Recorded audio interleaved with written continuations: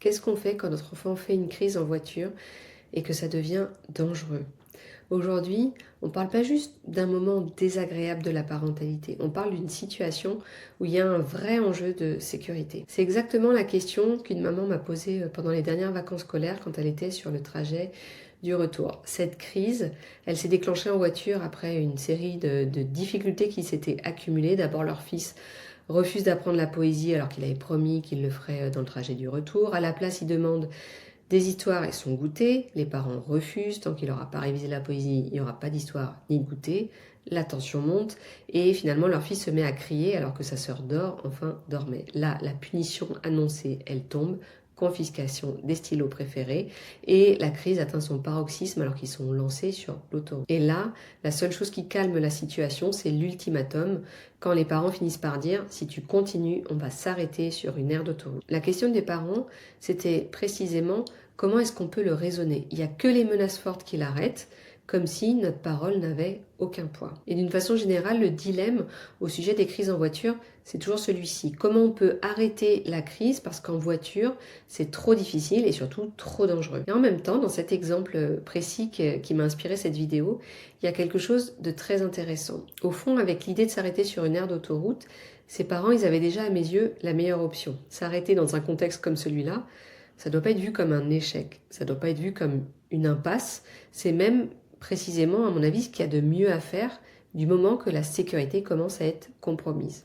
Le problème, c'est donc pas la décision de s'arrêter. Le problème, c'est que cette décision, elle est souvent posée comme une menace, alors que elle pourrait être posée simplement comme une décision d'adulte responsable qui assure la sécurité. Et ça change tout. Là où ça se corse, c'est que comme dans ces situations, il y a un enjeu de sécurité très très fort, et bien ça crée naturellement du stress pour le conducteur. On pourrait discuter de qu'est-ce qui occupe la première place, mais disons que le trio des pires moments pour gérer une crise, c'est ça, la voiture, les situations en extérieur, en public, ou bien dans la famille, entre amis, quand il y a des regards qui ont l'air de dire « ouais, il fait un gros caprice et franchement, je te trouve bien gentil sur ce coup-là ».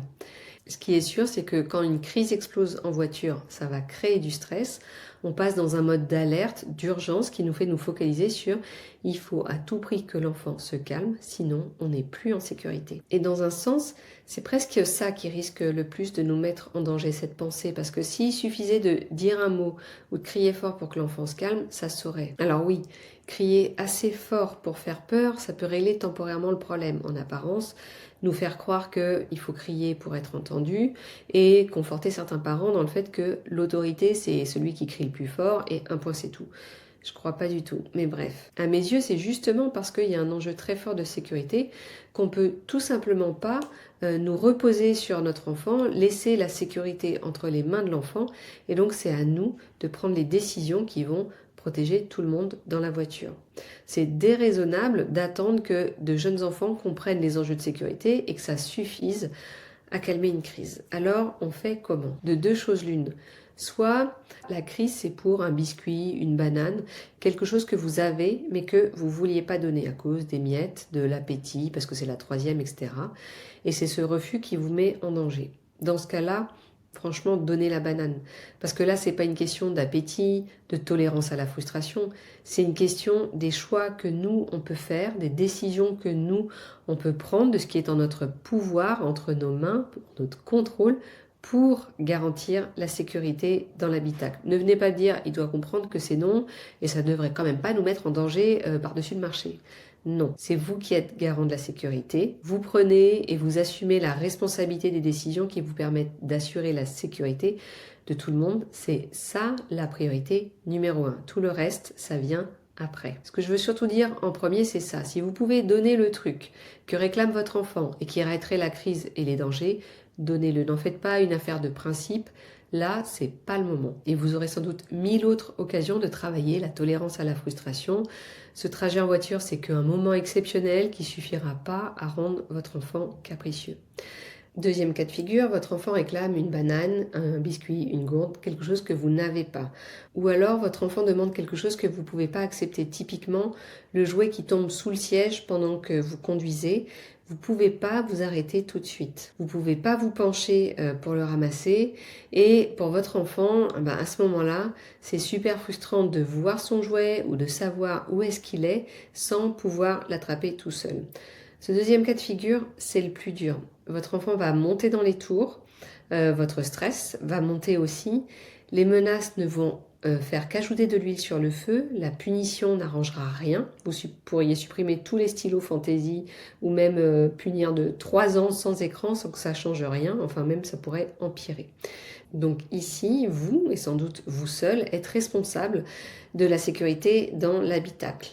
Donc comment on s'en sort? Bon, d'abord je voudrais commencer par ce qu'on peut éviter de faire ou même ce qu'on peut faire pour ne pas arriver au stade critique de la crise avec les coups de pied dans le dossier du conducteur. Quand ça monte dans les tours, calmez le jeu. La poésie que vous deviez apprendre avant la rentrée, elle met votre enfant à cran. Vous laissez tomber la poésie, même si c'était une promesse de votre enfant. Il a donné un premier coup dans le dossier sous le coup de l'agacement. Ne surréagissez pas par des menaces et des cris dès le premier coup de pied. Vous allez éviter qu'il se mette à tambouriner non-stop. C'est dur parce que ça fait peur et ça stresse. Donc au final, on fait tous comme on peut avec notre propre capacité à réguler nos émotions. Mais si vous avez crié sous le coup de la peur et que vous voyez que ça empire les choses, faites un pas de côté. Calmez votre ton, dites des phrases comme « j'ai eu très peur, j'ai crié, je me suis fâchée, j'ai menacé ». Je sais que ça t'aide pas, que ça t'a fait peur aussi, que ça t'a mis en colère, pardon. Et dans le cas où ça va trop loin, quand quoi que vous fassiez, votre enfant hurle, gesticule, tambourine, quand vous craignez pour votre capacité à rester concentré sur la conduite, alors prenez une décision. Une décision que vous prendrez pour vous intérieurement, ça peut être la décision de vous arrêter dès que vous pourrez le faire en sécurité.